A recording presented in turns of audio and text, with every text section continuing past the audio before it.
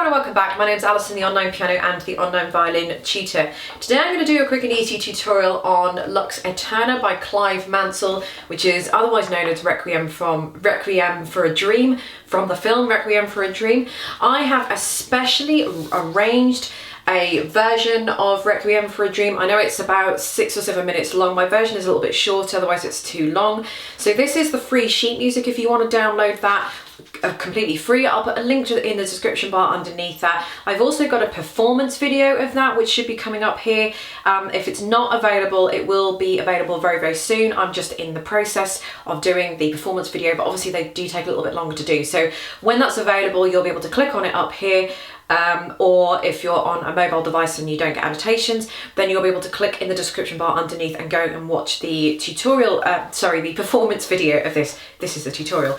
Because I have especially arranged this for you, I've actually got a backing track that's available to this as well, and I will put a link in the description bar underneath if you want to download that as well, and that goes exactly with this sheet music. Just before I start off this tutorial and go any further, I just want to quickly do a little bit of a plug for my own new website. I've got a new website called www.alisonsparrow.com. It will be coming up here. Go and have a look there. And it's a new website that I've just developed, which is just basically encapsulate everything that I do on YouTube, but much better categorized into a specific website for piano and violin and theory and all that kind of stuff. So for those of you that might underneath the comments say things like, do you have a video on third position? Do you have a video on pizzicato? Do you have a video on vibrato? That kind of thing. I know that I do have those videos on YouTube, but some of you just find it quite difficult to find those videos. So I've taken all of the thinking out of that and I've placed everything into one website, which has been categorized perfectly. So do have a look there, because there might be some videos there that you might have never seen or didn't even realize that I had available. More tutorials, other tutorials, all that kind of thing. So go and head there, have a look, give me your thoughts and feedback. There's also a blog there as well, which I'm going to be adding to sort of as and when I think I've got something interesting to say. So without further ado, let's get on with the tutorial. Okay, so as usual, I'm just going to take you through how I've done this, which is the same as all my other videos as usual, but we've got all the notes are going to have finger numbers above them. So you've got, this is the third finger, open string, first finger, and so on. And what string you're going to be on. It's pretty self-explanatory. So third finger on D, open A, still one on A, third finger on D, second finger on D, first. So all this is on the D until you're told to change to an A string. So on and so forth. There are no repeats in this, so you just start from the beginning and play it all the way through. The reason why there are 8 bars rest at the beginning is because that is the introduction that goes specifically with the backing track. If you don't want the backing track, then obviously don't sit there for 8 bars, just come straight in at the beginning.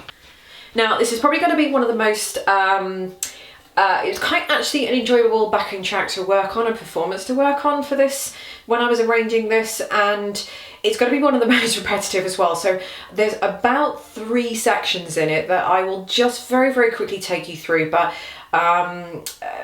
it's quite simple really. So to start with, you're just playing as normal.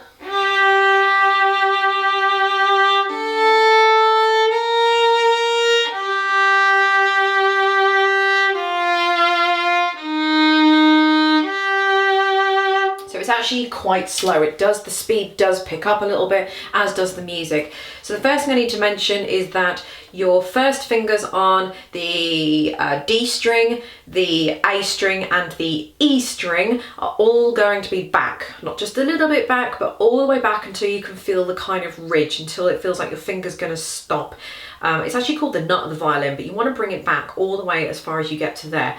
When you have 4th fingers, I might as well tell you now, when you have 4th fingers on the E string, if your 3rd finger is, say, normally here, I don't have any dots or markers on my violin, but my 3rd finger would normally go around about there.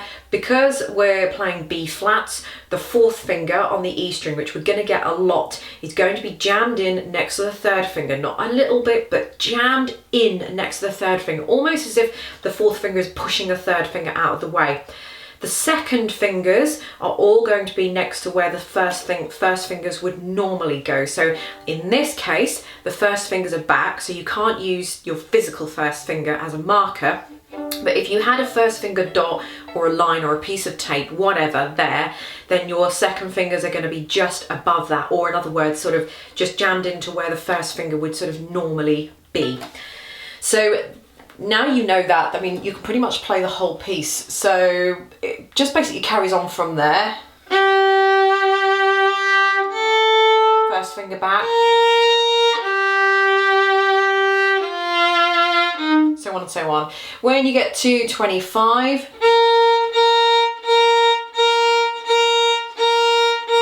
it's just pretty obvious from there. Then the next one at 33.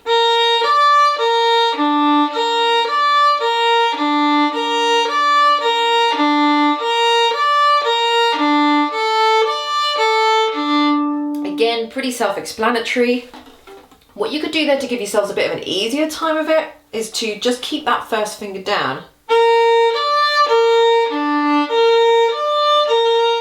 So there's no point in me lifting it up. I don't really need to do that. I can,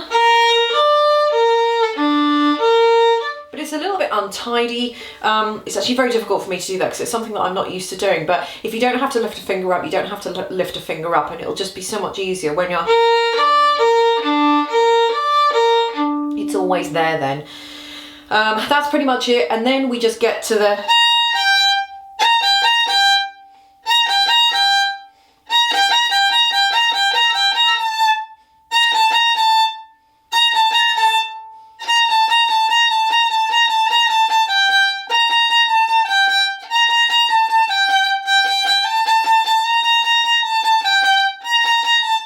just so on and so forth. So most of you know that tune, or you wouldn't be wanting to play this tutorial, so you know, I'm assuming that you know the tune there. So that is pretty much it. Just make sure that your fourth fingers are jammed in next to the third finger and your second fingers are back.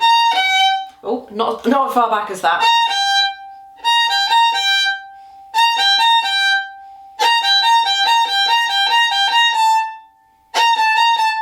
When you play that bit, play it with a bit of gusto with the bow, so you don't want to... The thing I always tell my students is that the quieter you try to play and the more mouse-like you try to play on the violin, the worse it's going to sound. To be perfectly honest, the violin is quite a brash instrument in terms that it's quite in your face, so it's very, very hard to hide any squeakiness or wrong notes, and that's what people find most frustrating about it, but it is one of the most rewarding instruments to play. But anyway, it's very difficult to hide behind any wrong notes. So I always tell my students if you're playing, say, in a concert or a performance or an exam, the quieter you play to try and hide that you might not be so confident, you might be playing a wrong note or hitting other strings, whatever, the worse you are going to sound. Number one, everybody will hear the mistake. And that's just a fact, because you can't hide on the violin because it's quite loud and sonorous anyway, because it's a stringed instrument, so everybody will hear the mistake. And number two, it might as well be a big, fat, loud mistake with a nice, strong, powerful, nice, warm and rich tone, rather than... You know, it's just going to sound not quite as nice. I know that's a bit flat, I'm playing it flat on purpose, but I personally think if you've got to choose one or the other, you might as well have a really nice, good, warm, rich tone with the violin than sort of...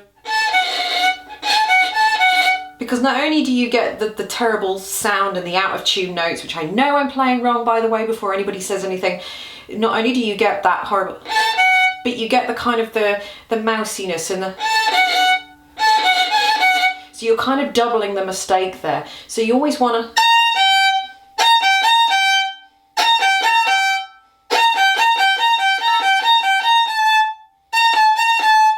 So I'm playing it right from the heel.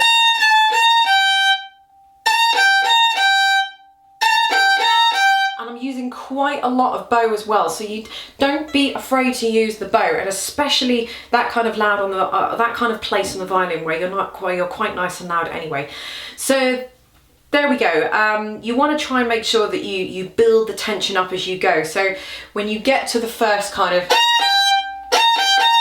Don't give it everything that you've got. You don't want quite as much as I've done there, because as you can see, that's going to come back on the second page as well. The whole thing builds, the backing track builds. There is a little bit of something going on in the backing track that I've put in there as well, which I hope you guys like. I hope you guys like my arrangement of this as well, because it's taken me quite a long time to work on it, but hopefully you'll agree that it has been worth that. So just make sure that you build, and then when you get to about 74, when you get the last da da da da da before it ends, then you want to kill it with everything that you've got. So lots of bow, lots of flat bow. You want to be reasonably kind of close to the bridge, not too close to the bridge that you get that horrible, I'm not going to do it because it makes my teeth go on edge, but just so you've got a nice flat bow, and use a lot of bow, nice big tone.